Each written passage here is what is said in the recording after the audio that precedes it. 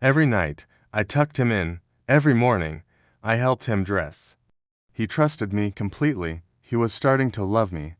But I was living a lie so big, so devastating, that when it shattered, it would take both of us down with it, because the man I was falling for, he's the reason my brother is dead, and he has no idea who I really am. This story will make you question everything you think you know about love, forgiveness, and second chances. Stay with me because what comes next changes everything. Let's get started. The mansion rose like a monument to success, all glass, steel, and sharp lines slicing through the Manhattan sky like polished blades. Maya Rodriguez stood before the imposing gates, her worn-out suitcase clashing violently with the Italian marble that paved the entrance. She took a deep breath, feeling the weight of the home care nurse badge hanging from her neck as if it were an anchor. "You can do this," she repeated to herself, even though every fiber of her being screamed for her to turn around and run. The door was opened by a stern-faced housekeeper who scanned her from head to toe with the kind of look Maya knew all too well, the look that measured someone's worth by the price of their clothes and found her lacking. "Are you the new caregiver?" the woman asked, with a tone that turned the word caregiver into something smaller, almost disposable. Maya simply nodded, swallowing the words dancing dangerously on the tip of her tongue. The inside of the mansion was exactly as she had imagined, cold, perfect, soulless. Every object seemed chosen not for sentiment, but for its price tag. The walls displayed modern art that probably cost more than most people earned in a lifetime, yet there wasn't a single photograph, no trace of real memories or genuine love. Exactly the kind of place a man like him would live in, Maya thought, feeling a stab of something she couldn't name, perhaps pity, perhaps anger, perhaps both intertwined in a way that couldn't be separated. "He's in his room," the housekeeper announced, guiding Maya down a corridor that seemed to stretch endlessly. "Mr. Blackwood had the accident 3 months ago. Since then, we've had 7 caregivers. None lasted more than 2 weeks. There was something in the way she said it, not a warning, but a challenge, as if testing whether Maya would be the 8th to quit. When the bedroom door opened, Maya saw him in person for the first time, not just in the photos she had studied obsessively for months. Alexander Blackwood sat in a wheelchair near the panoramic window, his profile outlined against the afternoon light. He had once been handsome, undeniably so, with that sculpted kind of beauty that came from good genes and even better gyms. But now there was something broken in him, and not just physically. It was as if the accident had fractured not only his spine, but something deeper, something essential. He didn't turn when she entered. "So, you're the next one," he said, his voice sharp, edges honed like shards of broken glass. "Let me guess, you'll stick around for a few days, pretend you care, and then run off like all the others once you realize I am not the grateful patient you see in those idiotic Hallmark movies." Maya placed her suitcase gently on the floor, forcing her voice to stay calm and professional. "My name is Maya Rodriguez. Mr. Blackwood, I'm here to help you with your daily needs and physical therapy as prescribed by Dr. Chen." "Oh, wonderful. Another one who read the manual." He finally turned, and Maya felt her stomach tighten when their eyes met. They were blue, icy blue, the kind that could freeze words in anyone's throat. But there was something else there, buried deep. Something she recognized instantly because she saw it in the mirror every day. Pain. Raw, relentless pain. The kind that had nothing to do with legs that no longer worked. "Let me save you some time," he continued, with a smile that didn't get anywhere near his eyes. "I don't want to be here. I don't want you here. I don't want therapy. I don't want your motivational speeches. And I definitely don't want your pity. What I do want is for everyone to leave me alone so I can figure out how to get out of this pathetic existence without causing much fuss." The words should have shocked Maya, but they didn't. She knew they were coming. She had prepared for them for months. What surprised her was how much more bitter his voice sounded than she expected, as if every word was coded in something toxic and corrosive. "I understand," Maya said simply, beginning to unpack her medical supplies with precise, methodically calm movements. You understand. He let out a harsh laugh. You understand. Let me clarify something. Sweetheart, you understand nothing. You probably grew up somewhere normal, with a normal family, normal worries. You've never held an empire in your hands, never commanded rooms full of men depending on every decision you made, and you certainly never woke up one day to discover that all that power, all that influence means absolutely nothing when you can't even go to the bathroom on your own. Maya kept arranging her things, allowing silence to fill the space between his words. She had learned, over years of working in homes where pain turned people into unrecognizable versions of themselves, that sometimes the most powerful thing you can do is simply not react. Let their anger spill and evaporate without resistance. You're not going to say anything, he pressed. No platitudes about life going on, or how I should be grateful to be alive. No inspiring story about someone who went through something worse. No, Maya replied softly, finally meeting his eyes again. Because you're right. I don't know what you're going through. And it would be arrogant of me to pretend I do. That silenced him, at least for the moment. He watched her with something close to surprise, as if she had broken a script he expected her to follow. But, Maya continued, her voice gaining a steady firmness from somewhere deep inside her, I do know how to care for you physically. I know how to make you as comfortable as possible. And if you let me, that's exactly what I'll do. No judgment, no expectations, just care. The word hung between them, care, simple, but heavy. Alexander turned back toward the window, his jaw clenching in a way that made the muscles jump beneath his skin. Do whatever you want, he muttered finally, but don't expect gratitude. And don't expect me to be your redemption project. Maya allowed herself the faintest smile as she began checking his vital signs, her hands professional and gentle, even as he stiffened under her touch. If only you knew, she thought, that you already are exactly that. Just not in the way you imagine. The following days established a painful routine. Alexander did everything in his power to make her job impossible, refusing medication, ignoring therapy schedules, firing off insults designed to wound. He called her the helper, never by her name, complained that her hands were too cold, her voice too soft, her presence too intrusive.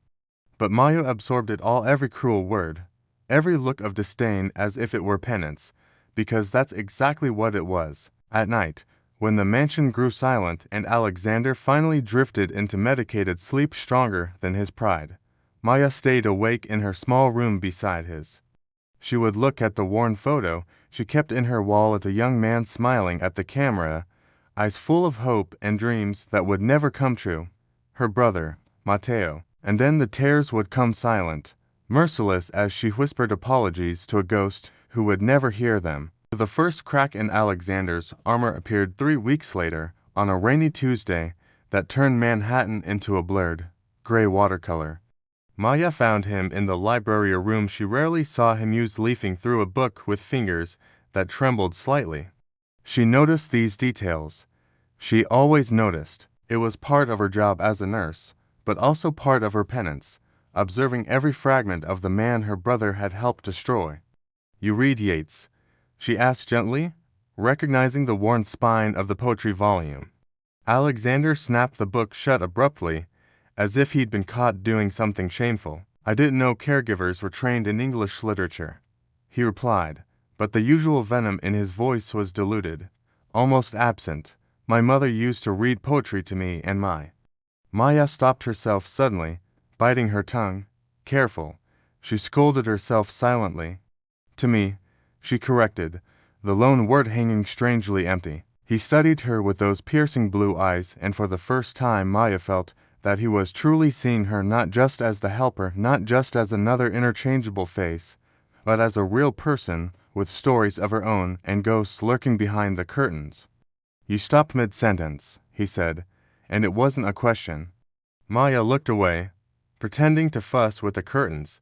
It's an old habit. Sometimes we start sentences we don't know how to finish. Something shifted in his expression, a barely perceptible softening around the eyes. "Yeah," he murmured, more to himself than to her. "I suppose we do." That night, when Maya brought his 10 p.m. medication, she found him still awake, staring out the window at the city lights flickering like fallen stars. "Do you ever wonder," he said abruptly, his voice hoarse and different, "if a single decision could have changed everything? If you had turned left instead of right, said yes instead of no, if you'd be a completely different person now?" Maya felt her heart race dangerously. She knew exactly which decision he meant. She had read the accident reports so many times she could recite them from memory. The decision to fire a driver for a minor mistake. The decision to humiliate him in front of other employees. The decision that pushed Matteo into despair, into drinking, into that fatal night when he drove his car straight into Alexander's. Every day, Maya whispered. Every single day.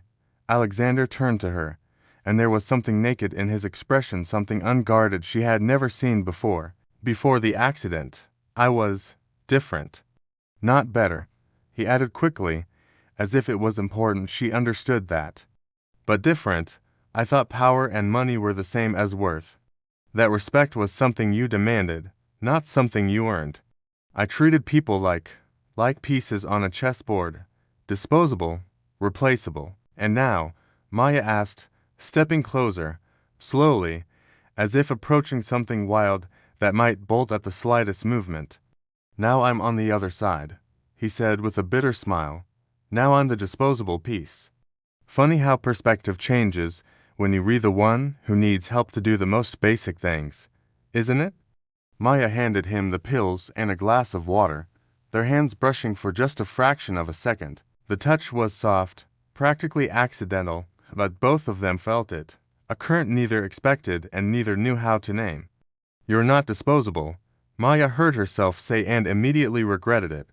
Too personal, too close to the truth. "No," he challenged, but there was something vulnerable in his tone now. "Then why do you stay?" All the others left. "My family barely visits, too uncomfortable seeing the almighty Alexander Blackwood needing help to take a shower. My business partners replaced me before my spot in the ICU had even cooled. But you take my anger, my bitterness, my worst moments. Why? Because I owe you," Maya thought. "Because my brother took your ability to walk and then took his own life. And now all I can do is stay here and try to repair something that cannot be repaired." But she couldn't say any of that, not yet. So she told him the second closest truth she could find. "Because everyone deserves someone who stays." The words floated between them like a promise or perhaps a confession. Alexander held her gaze for a long, heavy moment, and Maya saw something collapse behind those blue eyes, some wall he had built so carefully beginning to crack. "Maya," he said, and it was the first time he'd used her name, the first time in 3 weeks. Hearing it in his voice did something strange to her chest, a tightening, a release, a pain. "Thank you for staying." She nodded, not trusting her voice, and rushed out of the room before he could see the tears gathering. In the hallway, she leaned against the wall, her heart pounding like a war drum. This was getting complicated, dangerous. She was beginning to see him not as the man who destroyed her brother, but as a man who was himself destroyed. And worse, she was beginning to care.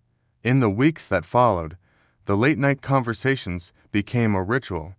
Alexander began sharing fragments of himself, stories of a lonely childhood in boarding schools, of a father who measured love in dollars, and disappointments, of a ruthless climb to the top that left corporate corpses in his wake.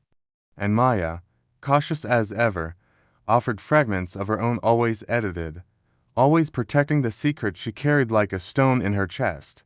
But she could feel its weight growing, becoming unbearable. And she knew, with rising certainty, that soon she would have to choose: keep living in the lie or risk everything for the truth. The clock was ticking, and they both could hear it. The first mistake Maya made happened on a Saturday morning, when October's golden light flooded the mansion with a deceptive softness. She was helping Alexander with his physical therapy exercises when her phone slipped out of her bag, the cracked screen lighting up with a notification. Before she could reach for it, Alexander had already seen it. Mateo Memorial Fund, he read aloud, frowning. That's your brother's name. Maya felt the blood freeze in her veins. Her hands stopped mid-motion, suspended in the air as if time itself had halted. Yes, she finally said, forcing her voice to sound normal, casual. He passed away a few months ago. My family created a fund in his memory. I'm sorry, Alexander said, and there was something genuine in his voice that made Maya's heart fracture a little more. You never mentioned him. How did he? If you don't mind me asking, a car accident. Maya wanted to scream.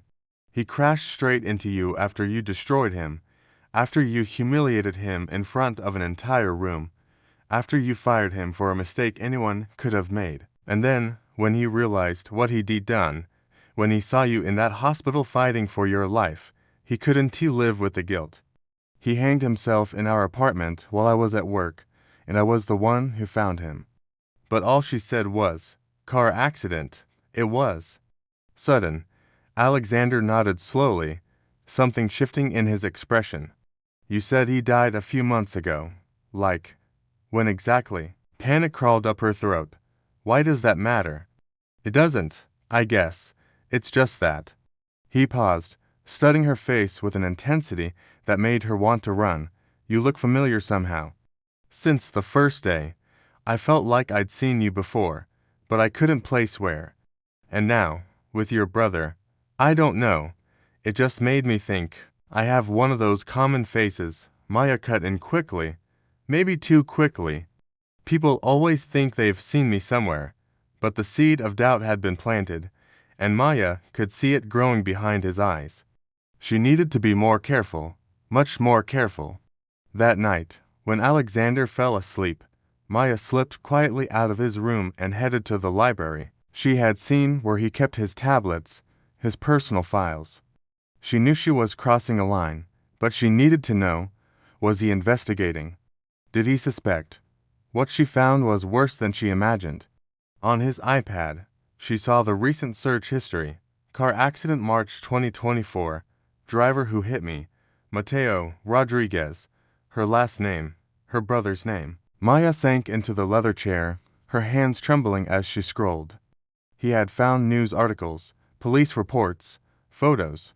Photos of Mateo, photos of her, blurred in the background of a funeral picture. He was putting the pieces together, and it was only a matter of time before the entire puzzle revealed itself.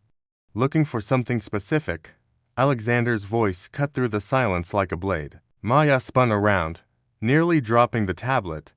He was in the doorway in his wheelchair, wearing only a t-shirt and sweatpants, but something about him felt dangerous, like a predator that had finally cornered its prey. I couldn't sleep, she stammered. I thought I'd grab a book. With my personal iPad in your hands, he said coldly, moving into the library and closing the door behind him with the decisive click. Let's try that again. And this time, try the truth. Maya's heart was pounding so loudly she was sure he could hear it. Alexander, I can explain. You're his sister. Alexander cut her off, and it wasn't a question. The driver, Mateo Rodriguez, the man who hit me, the man who killed himself 3 days after the accident.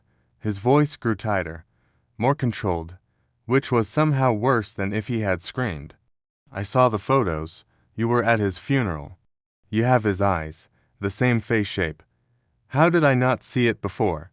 Please, let me explain, Maya whispered, tears already streaming down her face. Explain what? He nearly roared, his voice finally breaking.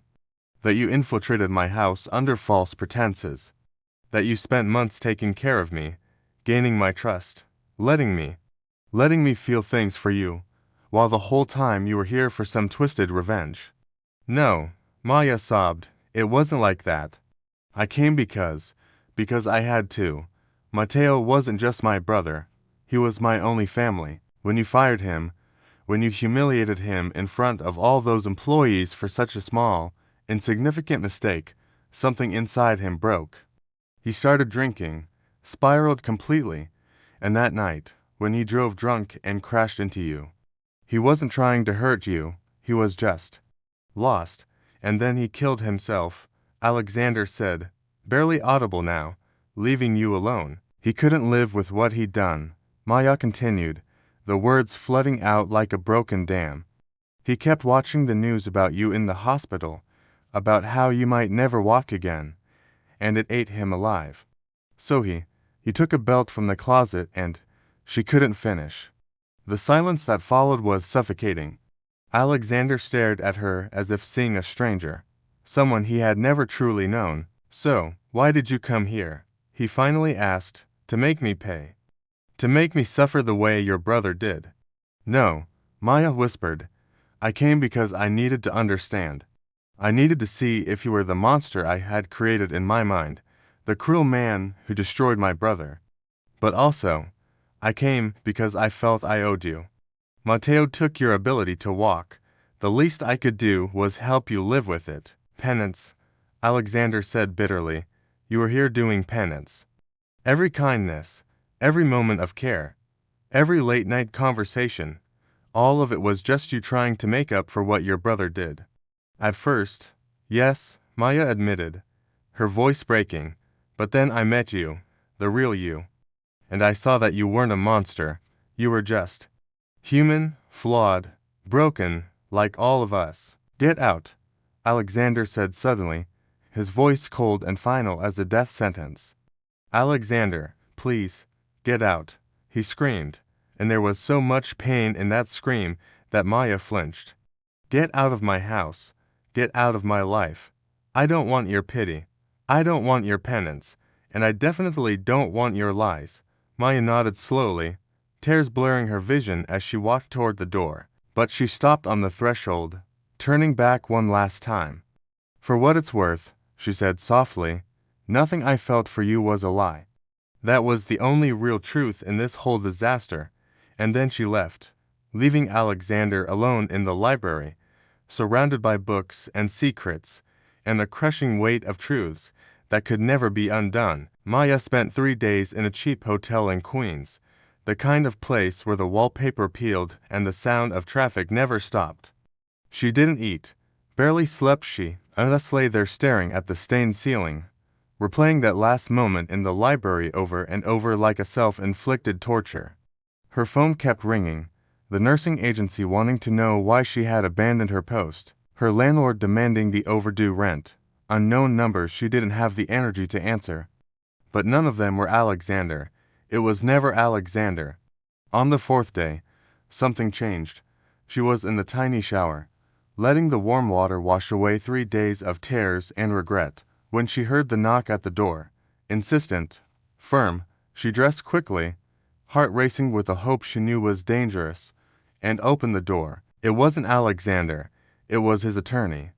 Miss Rodriguez, the impeccably dressed man said, looking completely out of place in the grimy hallway. My client would like to speak with you. He's asked me to escort you back to the estate. Maya felt something tighten in her chest. He wants to sue me, because I would understand if. That's not it, the lawyer interrupted, his expression softening slightly. He just wants to talk, properly this time. But it needs to be in person. The drive back to Manhattan was silent torture. Maya stared out the window of the luxurious car, watching Queens fade into the glass and glitter of a city that had never been hers and never would be. When the estate gates opened, she felt like she was returning to a crime scene. Alexander was in the same library where everything had fallen apart, but he looked different. Older, maybe, or just more tired. Papers were spread across the desk in front of him, stacks and stacks of them. Maya, he said as she entered, and there was something different in his voice. Not anger, something more complicated, more dangerous. Sit, please. She sat on the edge of the leather chair, every nerve in her body ready to bolt. Alexander, I never meant. I know, he said, running a hand through his hair in that way she had learned meant he was wrestling with something big. I've spent the last 3 days doing something I should have done a long time ago. I investigated, really investigated, not just about you or your brother but about me. About the kind of boss I was, the kind of man. He pushed a folder toward her. Open it. With trembling hands, Maya opened it. Inside were HR documents, emails, testimonies from former employees. She saw Mateo's name over and over, but she also saw others, dozens of them. Stories of people fired for minor mistakes, publicly humiliated, their lives shattered by the arrogance of a man who believed power entitled him to cruelty. Your brother wasn't the first, Alexander said, his voice rough. He wasn't even the 10th. I ruined careers, ruined lives, and called it high standards, called it strong leadership. But the truth is, I was just a bully in a $3,000 suit.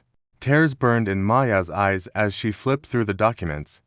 Stories of parents unable to feed their families after being fired without warning. Young professionals whose careers were destroyed before they even began. Lives broken because one man never learned that power without empathy is just tyranny with better branding. There's more, Alexander continued, his jaw tight. I found the original report from Mateo's incident. The mistake he made, he was following my instructions. Instructions I gave verbally and then denied when they went wrong. He took the fall for something that was essentially my responsibility, and I crushed him for it.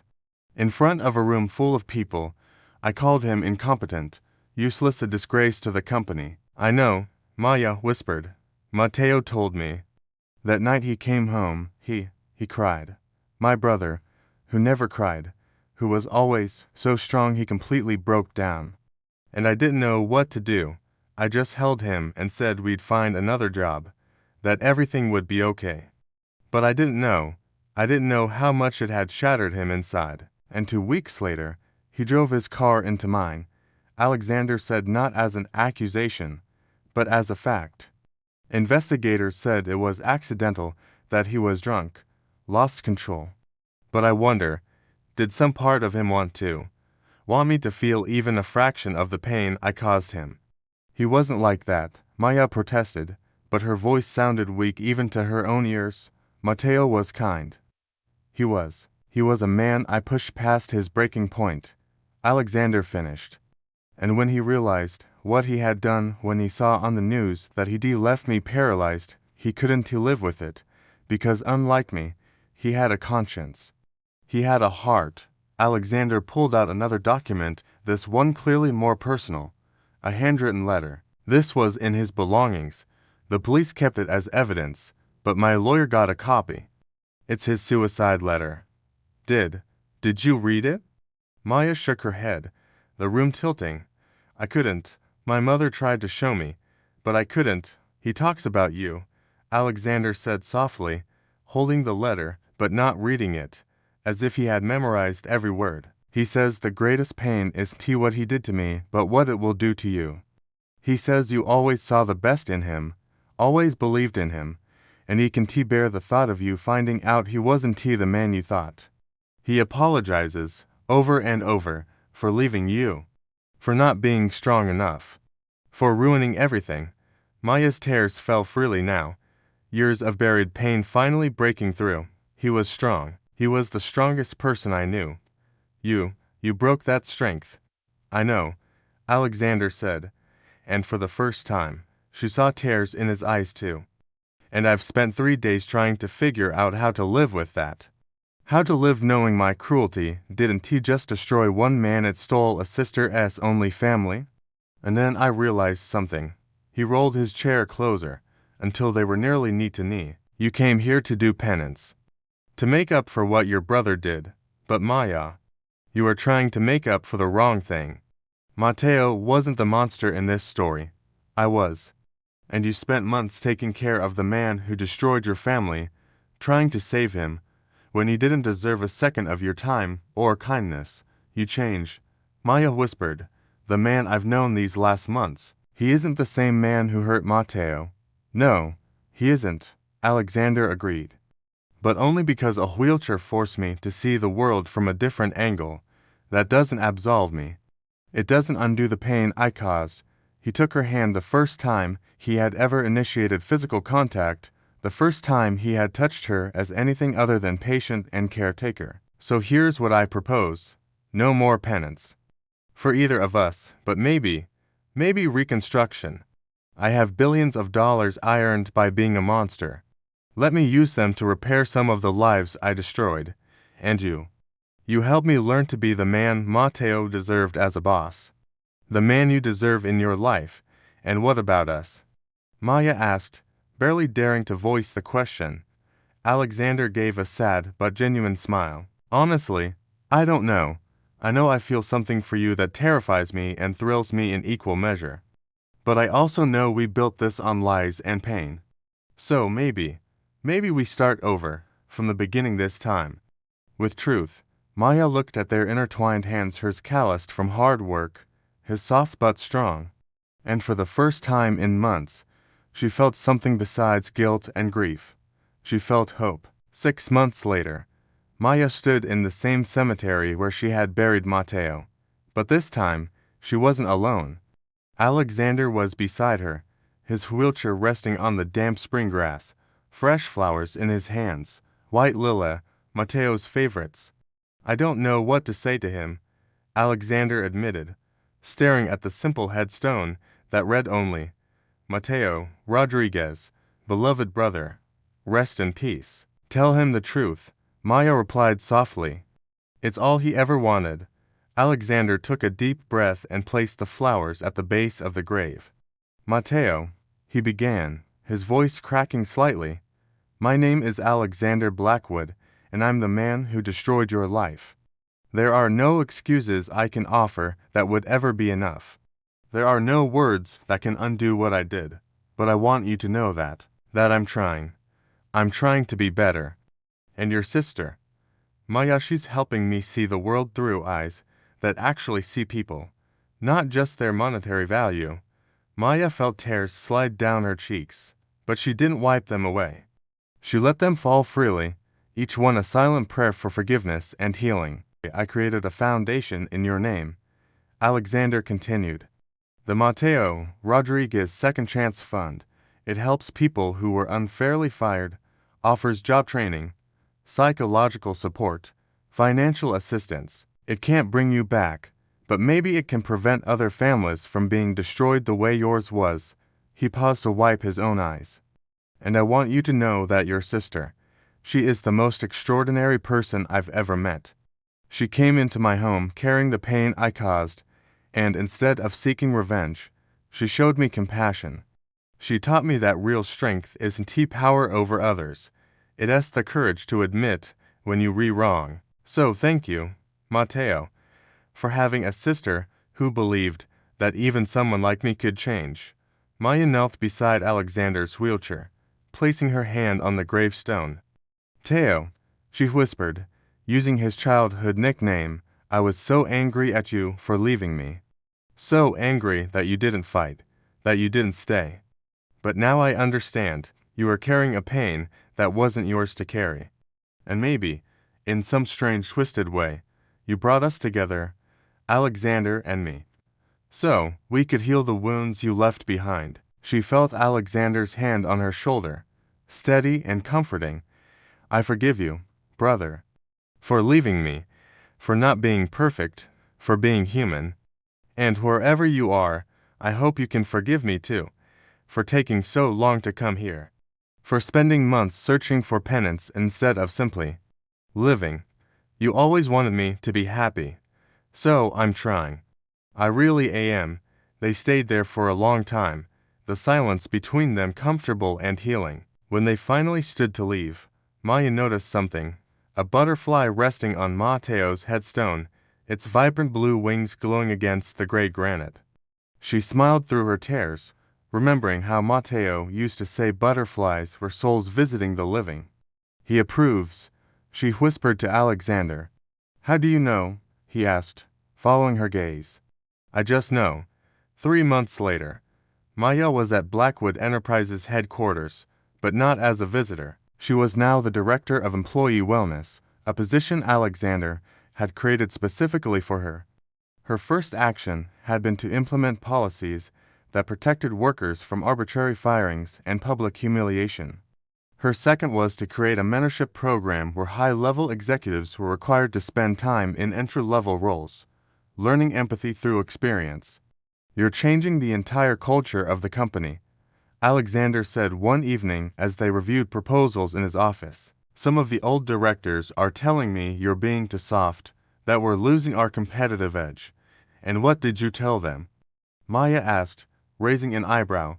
Alexander smiled, the real smile he now wore more often, softening his features into something almost beautiful. "I told them that if our competitive edge came from destroying lives, then it was time to find a new edge. 3 of them resigned immediately." "Good," Maya replied without remorse. "You don't need people like that around you." "No," Alexander agreed, pulling his chair closer to hers. "I need people like you. People who remind me that success without humanity is just empty." He took her hand, intertwining their fingers in a gesture that had become comforting and familiar over the months. "Maya, I know we started in this impossible, messy way. I know there are scars here that may never fully heal. But what we have now, it's real, it's honest. And I don't want to imagine my life without you in it." Maya felt her heart race. "Alexander, let me finish," he interrupted gently. "I'm not asking for promises. I'm not asking you to forget the past or pretend everything is perfect. But I am asking for permission to keep trying. To keep building something real from the ruins we created." "We didn't create the ruins," Maya corrected softly. "You and Matteo did. I just found you in the ashes and helped me rise," Alexander finished. "So, what do you say? Do we keep going?" Maya looked at the man before her. No longer the arrogant CEO who had destroyed her brother. No longer the bitter patient who had greeted her with disdain, but something new. Something they had built together through pain and truth and the courage to try again. "We keep going," she agreed, and when he pulled her into a kiss, it felt like both a beginning and an ending. A year later, at the official opening of the Matteo Rodriguez Center, a professional training and mental health support facility for workers in transition, Maya stood on stage beside Alexander, looking out at hundreds of faces in the audience. Faces of people who had been helped, who had been given second chances, who had found hope where there had once been only despair. "My brother believed in the goodness of people," Maya said in her speech, her voice echoing through the full auditorium. "Even when the world was cruel to him, he kept believing. And although he isn't here to see this, I know he would be proud. Proud not because we built this building or created this program, but because we chose to believe that people can change, that mistakes don't define us forever, that redemption isn't just possible, it's essential." She looked at Alexander, who was smiling at her with eyes bright with unhidden emotion. "So this center is not only in Matteo's memory. It's a promise that his pain wasn't in vain, that his story, tragic as it was, became the catalyst for real and lasting change." The applause was thunderous, but all Maya could hear was her own breathing, steady and calm for the first time in years. She had carried guilt for so long she had forgotten what freedom felt like.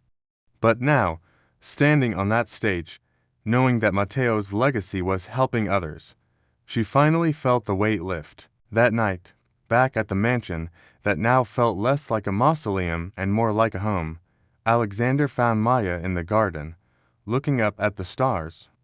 "What are you thinking about?" he asked, wrapping a blanket around her shoulders. "That maybe Matteo was right," she said softly, "about second chances. About believing in the best of people, even when they show us their worst. He would have been an amazing man if he'd lived," Alexander said, and there was no guilt in his voice now, only sadness and acceptance. "He was," Maya corrected, "and now, through all of this, he still is. Just in a different way." Alexander kissed her shoulder, then her cheek, then finally her lips, soft and tender and full of promises they had both learned to make carefully. "I love you," he whispered against her skin. "Not despite everything that happened, but maybe because of it. Because you taught me that real love doesn't ignore the broken parts, It embraces them and helps piece them back together. I love you too, Maya replied, and for the first time, the words came without guilt, without hesitation, without Mateo's ghost standing between them. Not because she had forgotten him, but because she had finally learned that loving Alexander did not betray her brother's memory. It honored it, in the only way that truly mattered, by living fully, loving deeply, and never, ever forgetting the lessons that pain had taught her. And somewhere, in a place beyond words or understanding, Maya chose to believe that Mateo was smiling,